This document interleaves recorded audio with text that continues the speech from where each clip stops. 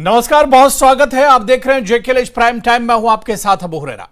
आम बजट की उल्टी गिनती शुरू हो गई है। जी हां, 23 जुलाई यानी कल वित्त मंत्री निर्मला सीतारमण बजट पेश करेंगी। चूंकि यह मोदी सरकार के तीसरे कार्यकाल का पहला बजट है, इसलिए देश का आम आदमी कई उम्मीदें लगाए बैठा है।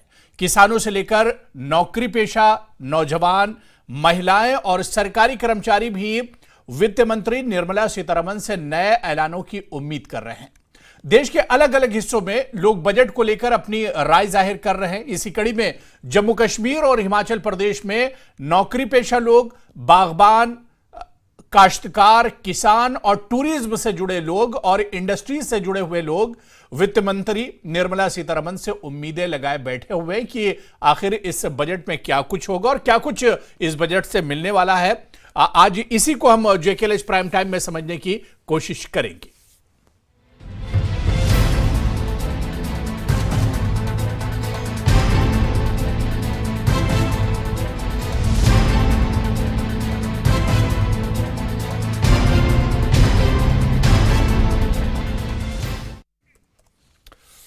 और चलिए, क्योंकि अब बजट आने में बस उल्टी गिनतियां वो शुरू हो चुकी हैं और कुछ समय और बचा है और उसके बाद मुल्क का आम बजट पेश किया जाएगा। आम बजट 2024 क्या कुछ इस बजट में खास होगा, किस तरह से इस बजट को देखा जाए, और लोग बहुत उम्मीदें इस बजट से लगाए बैठे हुए। खासतौर से जम्मू कश्मीर की अगर हम बात करते हैं, तेजी से यहां पर तरक्की हो रही है, कई बड़े प्रोजेक्ट चल रहे हैं और इसके अलावा जम्मू कश्मीर के किसान, बागवान और टूरिज्म का एक बड़ा सेक्टर कश्मीर से जुड़ा हुआ है। तो इन तमाम चीजों को किस तरह से इस बजट से जुड़कर देखा जाए। और इसी तरह से हिमाचल की अगर बात करें तो यहां पर भी किसान, आम लोग, नौकरी पेशा लोग, इंडस्ट्री से जुड़े हुए लोग और बागवान जो हैं, जो बागवानी से जुड़े हुए हैं, उन्हें किस तरह की उम्मीदें हैं, इसी पर चर्चा करेंगे।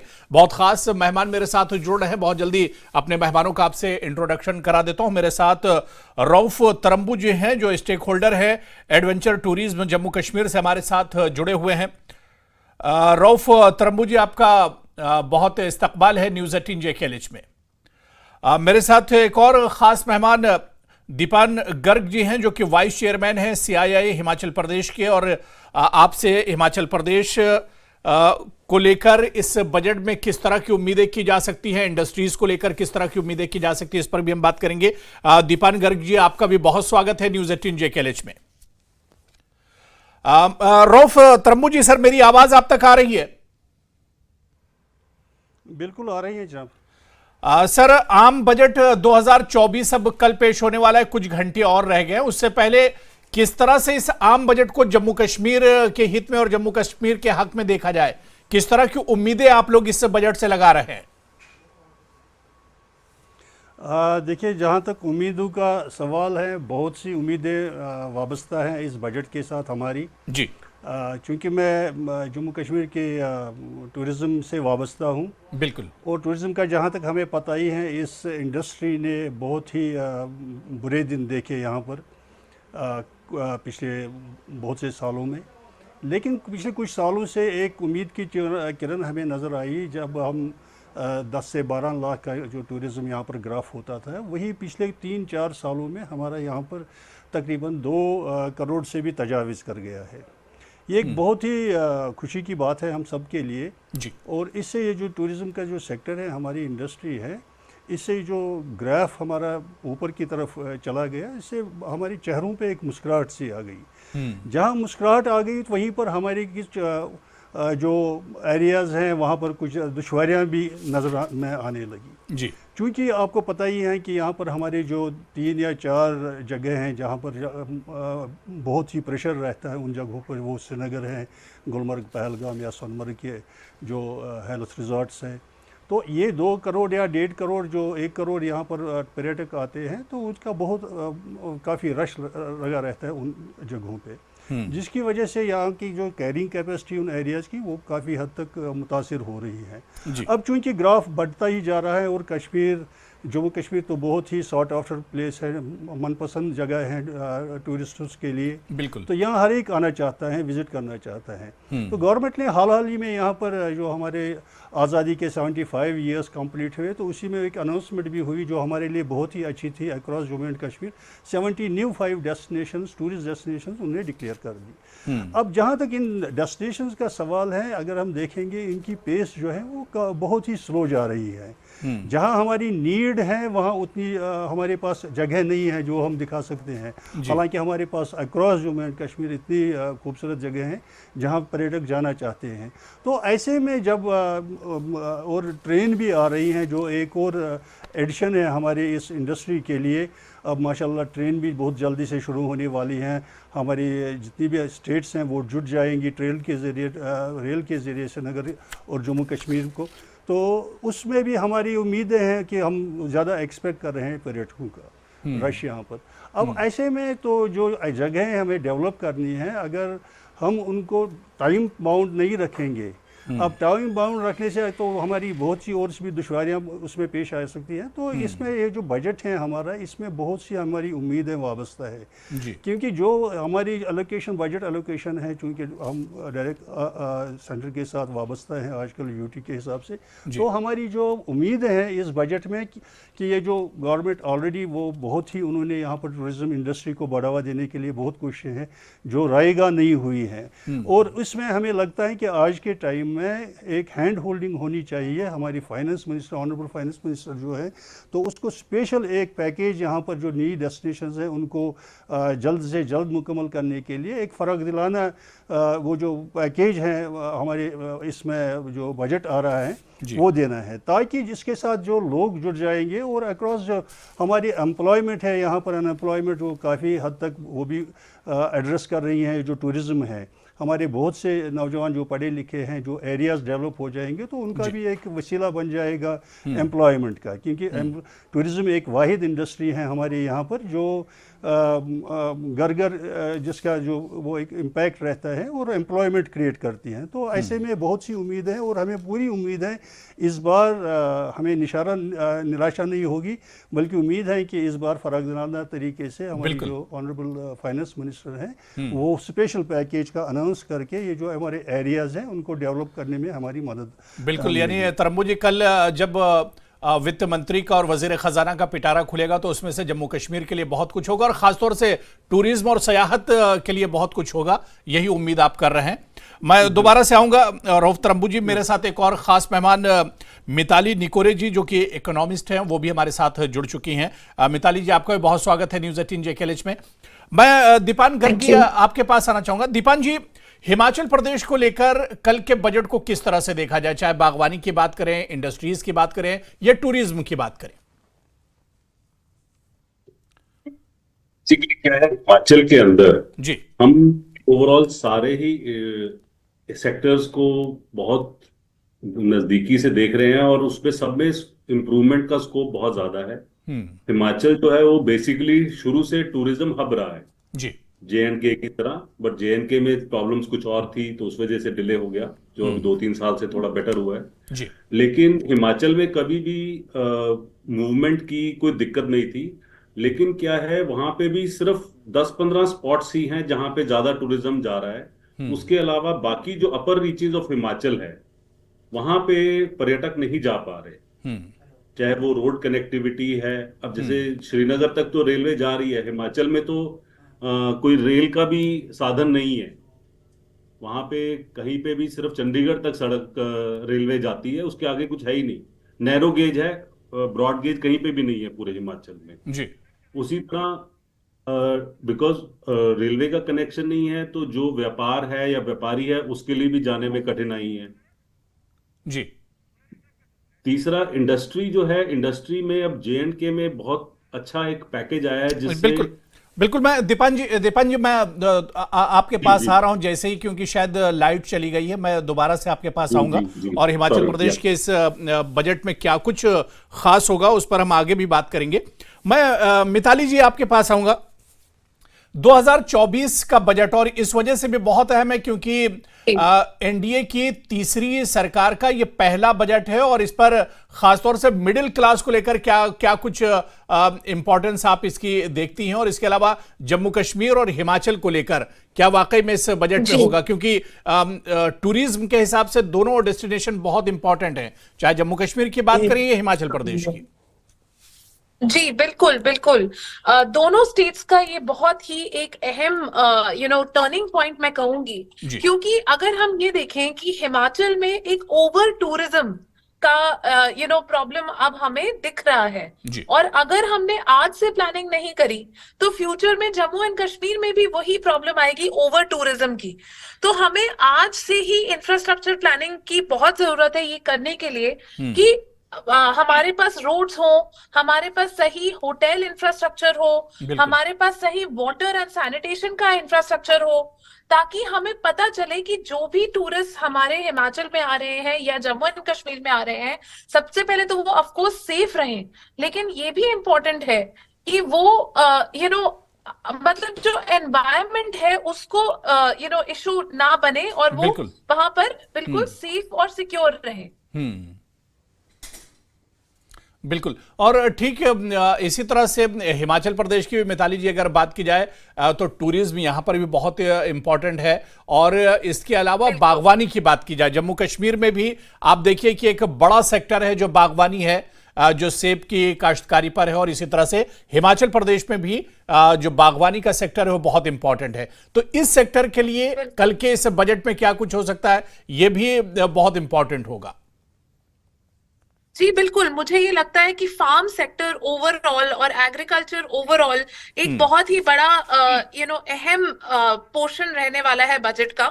इसमें तो कोई दो राय है नहीं। मतलब अगर हम पिछले 10 बजट देखें तो एग्रीकल्चर और किसान ये दोनों ही हमारे बिल्कुल टॉप फोकस एरियाज रहे हैं पिछले 10 साल से। लेकिन क्या हॉर्टिकल्चर, फ्रूटिकल्चर, बागवानी जैसे आप कह रहे हैं उसको स्पेशल फोकस मिलेगा या नहीं? क्योंकि पिछले 3 बजट में ये सेक्टर्स हमेशा स्पेशल फोकस में रहे हैं, लेकिन मुझे नहीं लगता है कि इस बार ये सेक्टर्स फोकस में रहेंगे, क्योंकि इनका ग्रोथ रेट उतना तेज का नहीं आ रहा है। और मुझे ये लगता है कि जो तेजी से ग्रोइंग एग्रीकल्चर सेक्टर्स हैं, स्पेशली इरिगेशन और एग्री इंफ्रास्ट्रक्चर और एग्रो प्रोसेसिंग, मुझे लगता है कि इनके ऊपर इस बजट में ज्यादा फोकस रहने वाला है, क्योंकि इंटरिम बजट में हॉर्टिकल्चर पे बहुत फोकस था और फ्लोरिकल्चर पे भी बहुत फोकस था।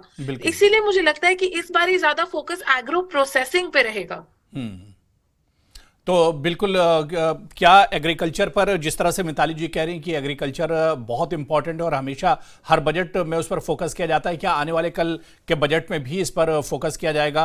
किसानों की बहुत उम्मीदें इस बजट से रहती हैं, तो क्या किसान और जो बागवान हैं, खासतौर से क्योंकि हम जम्मू कश्मीर और हिमाचल की खासतौर से बात कर रहे हैं, तो ऐसे में जम्मू कश्मीर के जो बागवान हैं, हिमाचल प्रदेश के जो बागवान और किसान हैं, उनकी बहुत सी उम्मीदें हैं, उनके लिए क्या कुछ होगा ये देखना भी बहुत अहम होगा। मैं रऊफ तरम्बू जी आपके पास आना चाहूंगा।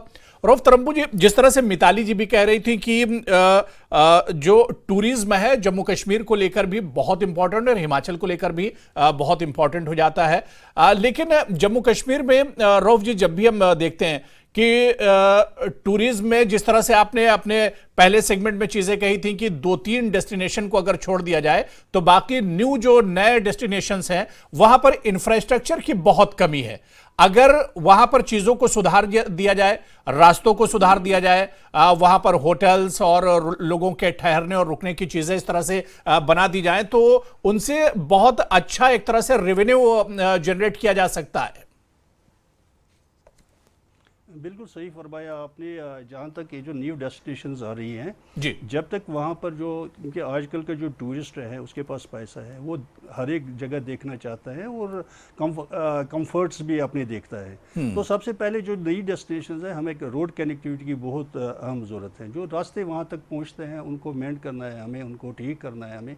और उसके साथ साथ आजकल का जो पर्यटक है, आजकल का जो सयाह है, वो अपनी बिजनेस के साथ भी जुड़ा रहना चाहता है, अपनी फैमिली के साथ भी जुड़ा रहना चाहता है।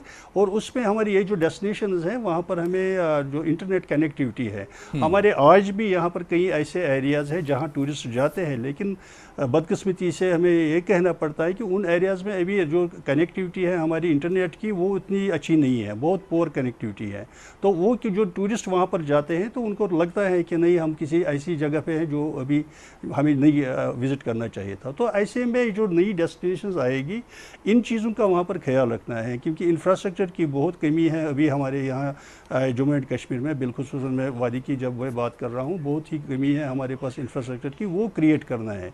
और जो लोग इसमें इन्वेस्ट करना चाहते हैं उनकी हैंड होल्डिंग होनी चाहिए, इंसेंटिव्स उनके मिलने चाहिए, क्योंकि अभी भी चूँकि हमारा बहुत एक टाइम ज़ाया हो गया है विवादों में, जो यहाँ का एक बैड पैच रहा है। लेकिन पिछले कुछ सालों से अभी टचवुड अभी हमारा सब हर एक चीज़ ठीक से जा रहा है, और उम्मीद है हमें कि जो अभी हमारी शांति यहाँ पर ये बनी रहेगी हमेशा के लिए। और ये जो नए एरियाज़ हैं इनको जितनी जल्दी से हमें डेवलप करने का मौका मिले वो करना है, ताकि ये जो प्रेशर है, यहाँ पर बात उठी है कैरिंग कैपेसिटी की और एनवायरमेंटल जो हमारी कंसर्न्स हैं उनकी तरफ भी हमें देखना है। जैसे मैंने पहले ही कहा, हमारे चंद एक मकामात हैं जो बहुत अंडर प्रेशर हैं आजकल के टाइम में, जो पर्यटक यहाँ पर आता है। तो हमारी डाइवर्सिफिकेशन ज़रूरी है इस वक्त, दूसरे एरियाज़ डेवलप करने हैं, अनएम्प्लॉयमेंट हमें एड्रेस करनी है। वो इन्हीं चीज़ों से होगी जब ये एरियाज़ टूरिस्ट मैप पे जितनी जल्दी हम कोशिश करेंगे उनको लाने के लिए, वो ज़रूरी है। बिल्कुल, जाहिर सी बात है कि जितनी जल्दी इंफ्रास्ट्रक्चर और तमाम चीज़ें होंगी और आने वाले बजट में अगर उस पर फोकस किया जाता है तो उससे स्टेट के लिए एक बड़ा रेवेन्यू एक तरह से जनरेट किया जा सकता है। इस पर हम आगे भी बात करेंगे। मैं दीपान जी हमारे साथ दोबारा से जुड़ चुके हैं। दीपान गर्ग जी, मेरा सवाल पहले आपसे यही था कि हिमाचल प्रदेश को लेकर ख़ासतौर से जो इंडस्ट्रीज़ हैं, टूरिज्म है या बागवानी का एक बड़ा सेक्टर हिमाचल प्रदेश में आता है, तो उसे लेकर कल के बजट में किस तरह से उम्मीदें लगाई जा सकती हैं? तो बेसिकली हम तो उम्मीद करते हैं जी कि टूरिज्म जो है हमारे हिल स्टेट्स का मोस्ट कन्वेंशनल बिजनेस हो रहा है, जहां टूरिस्ट आता है। अब पहले तो सिर्फ गर्मियों में जाते थे, अब तो it is every week, every weekend, every time जा रहे हैं। बिल्कुल। मैं आपको अभी एग्जांपल दूं, शिमला में आप एक जगह से दूसरी जगह मतलब मिनिमम पीक टाइम में एक आधे से पौना घंटा लग जाता है जाने में। तो बेसिकली हमें डीकंजेशन भी करनी पड़ेगी बड़े जो मेन सिटीज हैं। दूसरा क्या है कि हम चाहते हैं या रिक्वेस्ट करते हैं या एक्सपेक्ट करते हैं कि कोई ना कोई पीएलआई स्कीम या कोई सब्सिडी स्कीम टूरिज्म के ऊपर, इंफ्रास्ट्रक्चर के ऊपर वहां आनी चाहिए। बेसिकली क्या है, हमारे जो हिल स्टेट्स हैं दे आर बैकवर्ड स्टेट्स। हम उनको महाराष्ट्र, गुजरात या दूसरे स्टेट से कंपेयर नहीं कर सकते। बिल्कुल। तो हमारे को यहाँ स्पेशल इंसेंटिव चाहिए ही चाहिए because of the geographical disadvantages. जो इंडस्ट्री भी है वो भी बेसिकली रॉ मटेरियल मोस्टली बाहर से आता है और फिनिश गुड मोस्टली बाहर जाता है, ठीक है ना जी। जो इंडस्ट्री भी लगी हुई है वो भी बॉर्डर एरिया के ऊपर लगी हुई है जी। तो हमें इंडस्ट्री के अंदर भी जैसे जेएंडके में स्पेशल पैकेज मिला है, वैसे ही हिमाचल में, उत्तरांचल में भी कोई पैकेज मिलना चाहिए जिससे कि इंडस्ट्री सस्टेनेबल बेसिस पे ग्रो करे। अभी क्या है, कुछ ऐसी इंडस्ट्रीज हैं जिसका वैल्यू एडिशन ज्यादा है, वो यहाँ से बंद करके अपने पलायन कर रही हैं जेएंडके। तो उसमें तो कोई overall growth of the nation नहीं हुआ ना जी, सिर्फ वो तो एक रीजनल चेंज ऑफ हैंड्स हो गया बेसिकली। तो वो नहीं होना चाहिए। बेसिकली हम सारे एक ही ज्योग्राफी के अंदर हैं और सबको इक्वली बैलेंस करके चलना है। बिल्कुल। बताया roads are very very intracity and intercity दोनों ही प्रॉब्लम है। बिल्कुल, ठीक है ना जी। रेलवेज है नहीं, एयरपोर्ट पूरे हिमाचल में हार्डली 2 है और उसमें भी कोई फ्लाइट हार्डली कोई जाती है। सो वेरी मतलब बहुत बैकअप में है हम लोग अभी। बल्कि जिस हिसाब से इन्वेस्टमेंट वहां पे आ रही है जेएंडके में, बहुत अच्छी बात है, डेवलपमेंट होगी। बट जैसे जेएंडके से बोल रहे हैं कि और सिटीज को डेवलप किया जाए, वहां पे वो प्रपोज भी हुआ है, पर हिमाचल में उस हिसाब से अभी प्रपोज नहीं हुआ है। सिमिलरली जो हॉर्टिकल्चर है, जब इंफ्रास्ट्रक्चर अच्छा होगा तो जो वहां की पैदावार है, जब तक इंफ्रास्ट्रक्चर नहीं होगा तो आधा माल तो रास्ते में ही खराब हो जाता है। बिल्कुल बिल्कुल। तो बेसिकली एप्पल है या और जो हमारे हार्ड फ्रूट्स बोलते हैं, प्लम है, उसमें से 20-25% तो बेसिकली ट्रांजिट में ही खराब हो जाता है, पहुंच ही नहीं पाता क्योंकि बिल्कुल तो या बारिशों के बाद होता है ये फ्रूट्स, तो उस टाइम पे सड़कों की हालत इतनी खराब हो जाती है कि ना तो खाली ट्रक जा पाते हैं और ना वो वापस आ पाते हैं भरे हुए ट्रक्स। सो इस तरह से मतलब we have to focus it as a special status rather than कि उसको एक हम इंडस्ट्रियल यूनिट या इंडस्ट्रियल एक स्टेट मान के और वहां का रेवेन्यू जनरेशन से बेटर है we have to support the हमारी जो 4-5 स्टेट्स हैं। बिल्कुल दीपान जी, क्योंकि बजट आने से कुछ दिन पहले ही हमने देखा था कि हिमाचल प्रदेश के सीएम ने भी दिल्ली का दौरा किया था। वहां पर वित्त मंत्री से भी उन्होंने मुलाकात की थी, पीएम से भी मुलाकात हुई थी और होम मिनिस्टर से मुलाकात हुई थी कि आने वाला जो बजट है उसमें हिमाचल के लिए कुछ स्पेशल पैकेज या हिमाचल के लिए कुछ इंपॉर्टेंस उसे इस बजट में दी जाए। तो अब देखना ये बहुत अहम होगा जो चीजें आपने दीपान जी बताई हैं कि क्या वाकई में कल के बजट में हिमाचल के लिए कुछ स्पेशल होता है, ये देखना बहुत अहम होगा। मिताली जी, क्योंकि जम्मू कश्मीर की बात करें या हिमाचल प्रदेश की बात करें, दोनों हिली स्टेट हैं और यहां पर एम्प्लॉयमेंट और रोजगार एक बड़ा इशू है। क्या लग रहा है कि कल के बजट में जम्मू कश्मीर और हिमाचल में जो हमेशा से स्टेट की डिमांड रही रोजगार को लेकर, क्या एम्प्लॉयमेंट को लेकर आप महसूस करते हैं कुछ होगा कल के बजट में? जी बिल्कुल, मुझे लगता है कि अनएम्प्लॉयमेंट और यूथ के लिए स्किलिंग, ये दोनों बहुत बड़े थीम्स होने वाले हैं बजट में। और मुझे डेफिनेटली लगता है कि जो सारी हिल स्टेट्स हैं, मतलब JNK तो स्पेशल स्टेट है ही, मतलब स्पेशल यूनियन टेरिटरी के हिसाब से अब देखा जा रहा है, और Himachal Pradesh, Uttarakhand, north east states, मतलब सारी जो हिल स्टेट्स हैं जिनके ऊपर स्पेशल स्टेटस की जरूरत है, जिनके ऊपर स्पेशल फोकस की जरूरत है, यहाँ पे भी एम्प्लॉयमेंट जनरेशन के लिए बहुत नई अनाउंसमेंट्स की जाएंगी। क्योंकि मुझे ये लगता है कि अगर हम यहाँ के यूथ की स्किलिंग की बात करें तो बहुत सारी स्किल ट्रेनिंग अपॉर्चुनिटीज है जो इन स्टेट्स के यूथ नहीं एक्सेस कर पाते, जो कि बड़ी बड़ी सिटीज में स्किल ट्रेनिंग होती है। और फिर जो यूथ इन स्टेट्स में रह रहे हैं वो कनेक्टिविटी इश्यूज की वजह से, ट्रांसपोर्ट इश्यूज की वजह से और एक जनरल वो होता है ना डिसकनेक्टेडनेस की वजह से उन्हें पता ही नहीं होता है कि क्या स्किल ट्रेनिंग अपॉर्चुनिटीज अवेलेबल हैं। तो मैं डेफिनेटली एक्सपेक्ट कर रही हूँ कि ये प्रॉब्लम रिकग्नाइज की जाएगी कि अनएम्प्लॉयमेंट इन स्टेट्स में इसलिए हायर है बिकॉज इन यूथ को इंडस्ट्रियल ट्रेनिंग, मैन्युफैक्चरिंग ट्रेनिंग और सेकेंडरी सेक्टर की ट्रेनिंग की अपॉर्चुनिटीज उतनी नहीं मिल पा रही हैं। और मैं डेफिनेटली देखूंगी, मैं चाहूंगी और ये एक्सपेक्टेशन भी है कि स्किल ट्रेनिंग के ऊपर एक बहुत ही बड़ा फोकस रहे, जॉब क्रिएशन के ऊपर फोकस रहे, रूरल एंटरप्रेन्योरशिप के ऊपर फोकस रहे। रूरल एंटरप्रेन्योरशिप भी मैं समझती हूँ कि एक बहुत बड़ा फोकस एरिया रहने वाला है। बिल्कुल। और इस एरिया में रूरल एंटरप्रेन्योरशिप में डेफिनेटली जो आपने कहा बागबानी के ऊपर, रूरल एंटरप्रेन्योरशिप में एक फोकस डेफिनेटली रह सकता है। और इसके ऊपर अगर हम देखें तो कुछ अनाउंसमेंट्स एक्सपेक्ट करी जा सकती हैं। बट मैं ये चाहूंगी कि ये जो प्रॉब्लम हमने आज डिस्कस करा है कि जो हिल स्टेट्स हैं, जो थोड़ी कट ऑफ स्टेट्स हैं, जहां के यूथ को अपॉर्चुनिटीज नहीं मिल रही हैं, ये बात रिकग्नाइज करी जानी चाहिए। क्योंकि आज अगर हम इकोनॉमिक सर्वे देखें तो बहुत इश्यूज रिकग्नाइज करे गए हैं आज के इकोनॉमिक सर्वे में, और कनेक्टिविटी एक बहुत बड़ा इशू है जिसे रिकग्नाइज करा गया है। तो आई थिंक कि कल के बजट में youth unemployment overall as a theme और जो हमारी स्टेट्स का इशू है वो भी रेज होना चाहिए। बिल्कुल। मिताली जी, बहुत मुख्तसर में कि टैक्स स्लैब को लेकर सबकी नजरें इसमें होती हैं, जो लोग नौकरी पेशा होते हैं, सैलरीड पर्सन होते हैं, कि टैक्स में क्या कुछ होने जा रहा है, टैक्स स्लैब में क्या कह रही हैं आप, क्या देखती हैं? पर्सनली अगर आप मुझसे पूछें कि बिल्कुल मेरा पर्सनल ओपिनियन है, मुझे नहीं लगता कि टैक्स स्लैब में इस बार कोई मेजर चेंजेस अनाउंस होने वाले हैं। मुझे ये लगता है कि छोटे मोटे चेंजेस शायद इस स्लैब में थोड़ा सा बड़ा बदलाव नहीं होगा या उस स्लैब में। जी हाँ, दीपान गर्ग, टैक्स स्लैब को लेकर सर क्या कुछ कहते हैं? मैं तो बहुत उम्मीद कर रहा हूँ जी टैक्स स्लैब के ऊपर, specially for the lower middle class and upper middle class, because see ultimately वो ही सबसे ज्यादा इम्पैक्टेड लोग हैं जिनकी सैलरीज बाय मतलब आ रही हैं। तो वो ऑलमोस्ट हाईएस्ट टैक्स स्लैब में आते हैं। आई वुड से चलो इंडस्ट्रियलिस्ट हैं तो इंडस्ट्री जो MSME है उसको थोड़ा रिलैक्स किया जाए जी, MSME सेक्टर को जी, ठीक है ना जी। और जो middle and upper middle class है या जो भी मिडिल क्लास रेंज है उनके भी टैक्स, बिकॉज जब तक हाथ में पैसा नहीं आएगा आदमी के तो वो स्पेंडिंग पावर होगी तो उससे इकोनॉमी बूस्ट आता है अल्टीमेटली। डायरेक्ट और इनडायरेक्ट टैक्स की अभी तो आई थिंक गवर्नमेंट में कोई कमी नहीं रही है। जीएसटी कलेक्शंस आर हर महीने ऑन महीना बहुत अच्छा बढ़ हो रहा है, रही है। बिल्कुल। जी जी। हाँ जी, तो इसलिए I think from that front चलिए, उम्मीदें दीपान जी कल के इस बजट से तो बहुत है, लेकिन उम्मीदों पर यह बजट कितना खरा उतरता है ये देखना बहुत अहम होगा।